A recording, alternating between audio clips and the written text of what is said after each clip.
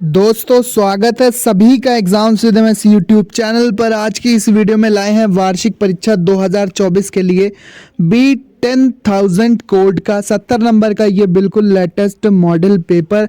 Class 11th के chemistry students कह रहे थे कि भैया केमिस्ट्री का पेपर लाओ, तो इसी सीरीज में हम लाए हैं केमिस्ट्री क्लास 11th का। Bihar board, UP board, MP board, UK board, JAC board, Rajasthan board, Haryana board, सभी बोर्ड के लिए इंपॉर्टेंट है।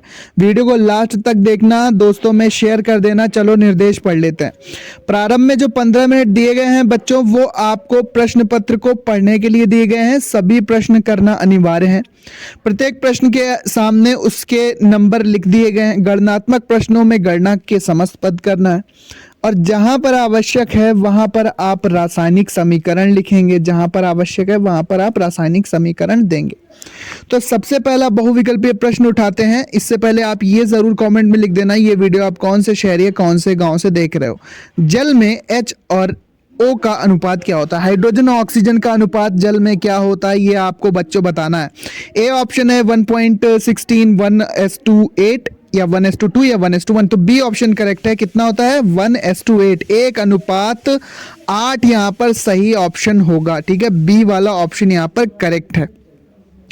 अगला प्रश्न है हमारे पास कि मैग्नीज 2 पॉजिटिव में कितने अयुग्मित इलेक्ट्रॉन होंगे? ये क्वेश्चन मैं आपके ऊपर छोड़ रहा हूं। ए ऑप्शन है 1 या बी ऑप्शन है 3 या सी ऑप्शन है 5 या डी ऑप्शन है 7। अगला प्रश्न है कि सेकंड ए समूह के तत्व क्या कहलाते हैं? सेकंड ए समूह के तत्व कहलाते हैं क्षारीय मृदा धातुएं और फर्स्ट ए के क्या कहलाते हैं? क्षार धातुएं या क्षारीय धातुएं। अगला प्रश्न है हमारे पास कि बेंजीन में सिग्मा तथा पाई बॉन्ड का अनुपात क्या होता है? बेंजीन में सिग्मा और पाई बॉन्ड का अनुपात क्या होता है, ये बच्चों आपको बताना है। तो चलो स्ट्रक्चर बना लेते हैं बेंजीन का। सी सिंगल बॉन्ड सी सी सी, 6 कार्बन की एक षटकोणीय संरचना बनेगी, हेक्सागोनल रिंग बनेगी। 3 अल्टरनेट डबल बॉन्ड लग जाएंगे और बाकी 6 हाइड्रोजन हर एक कार्बन से सिंगल बॉन्ड से जुड़ेगा। मतलब 6 ये वाले हो गए हाइड्रोजन बॉन्ड जो सिंगल कार्बन हाइड्रोजन है और बाकी 6 रिंग में हो गए। तो 12 सिग्मा और 3 डबल बॉन्ड में 3 पाई, तो 12/3 यानी कि अनुपात कितना आ जाएगा बच्चों? 4। बी वाला ऑप्शन यहाँ पर करेक्ट हो जाएगा। कितना है? ये 4 आएगा आंसर। बी वाला सही है। ठीक है, कौन सा ऑप्शन करेक्ट होगा यहाँ पर? हमारा बी वाला ऑप्शन करेक्ट हो जाएगा। मतलब कि जो सिग्मा बॉन्ड है वो पाई बॉन्ड की तुलना में 4 गुने अधिक है, यानी कि एक पाई पर 4 सिग्मा बॉन्ड है।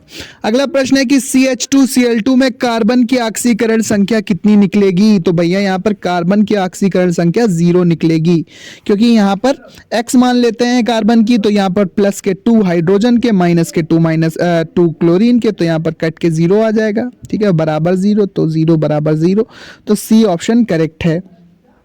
अगला प्रश्न हमारे पास मुक्त मूलक का लक्षण नहीं होता है। वैद्युत उदासीनता होती है जी, अयुग्मित इलेक्ट्रॉन की उपस्थिति ये भी होती है, अनुचुंबकीय गुण ये भी होता है, लेकिन हेट्रोलिटिक विदलन से नहीं बनते ये होमोलिटिक विदलन से बनते हैं। कौन से विदलन से बनते हैं? ये होमोलिटिक विदलन से यहाँ पर बनते हैं।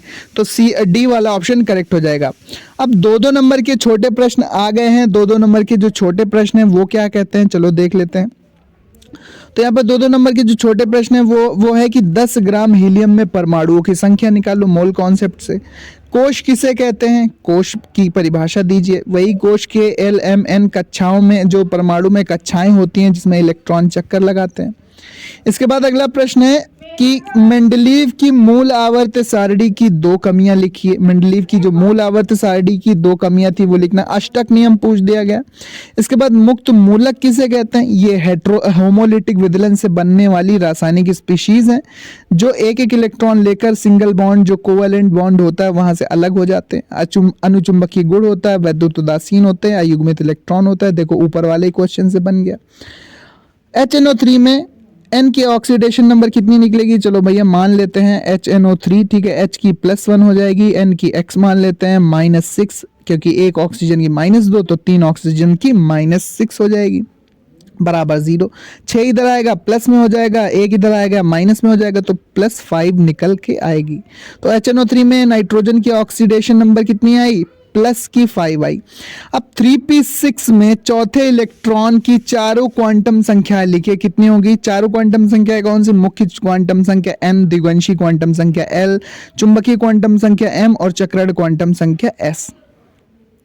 तो इस तरह से हम यहां पर ये संरचना बना लेंगे। 3p6 देख लो, p में 3 ऑर्बिटल्स होते हैं, छठा इलेक्ट्रॉन यहाँ पर लास्ट में आएगा। तो इसकी चारों क्वांटम संख्याएं निकल आएंगी आराम से। n बराबर कितना ले लेंगे? 3। l बराबर कितना? 1 हो गया, ठीक है। p के लिए 1 होता है, m उसी हिसाब से निकालेंगे। और s कितना होगा? s होगा -12, क्योंकि नीचे की ओर चक्रण था। NH3 की लुईस बिंदु स्ट्रक्चर। इसके बाद चौथा प्रश्न स्टार्ट होता है यहाँ पर, पाउली का अपवर्जन नियम, ठीक है। पाउली का अपवर्जन नियम को उदाहरण द्वारा समझाओ। वैद्युत संयोजी यौगिकों के लक्षण लिखो। समविदलन किसे कहते हैं? रेडॉक्स अभिक्रिया। इसके बाद CaCl2 × 2H2O का प्रतिशत संगठन निकालिए। निम्न पर टिप्पणी कीजिए।